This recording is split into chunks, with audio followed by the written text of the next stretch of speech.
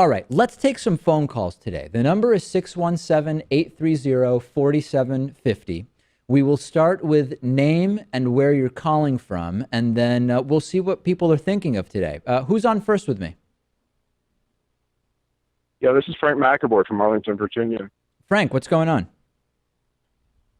Well, nothing. I just one thing is that I've been around for a lot of elections, and after most of the elections, people were disappointed. And this time, I see a lot of people who are terrified, which is very, very different.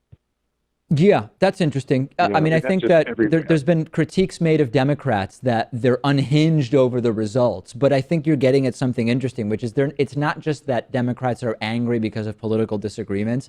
There is genuine fear about what is going to come. And I think the cabinet picks we've seen, everybody from Jeff Sessions, the guy who liked the KKK till he found out that they smoked weed, to Tom Price, who has a -10 rating from Normal and a 100 rating from National Right to Life and wants to dismantle Obamacare.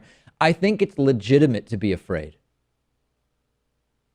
Well, the only thing I thought of in the discussion with a friend of mine was, I said, in Morris Berman, I heard one of his lectures on YouTube a couple of nights ago, and he said that, all the systems in society are corrupt.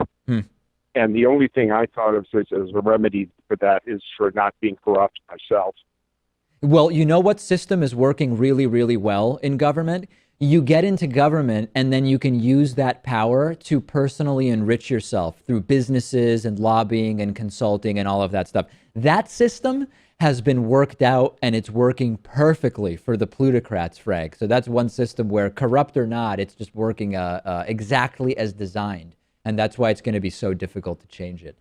Frank, always great to hear from you. Thank you so much for the call. I got one other thing to tell you. Gore Vidal had a great line one time. He said, "An honest politician will die broke." Yeah, and you know what? If you see, I think that there's something to that. Without getting into examples, I think you're right that there is a lot to that. All right, Frank, thank you so much for the call. Always great to hear from Frank.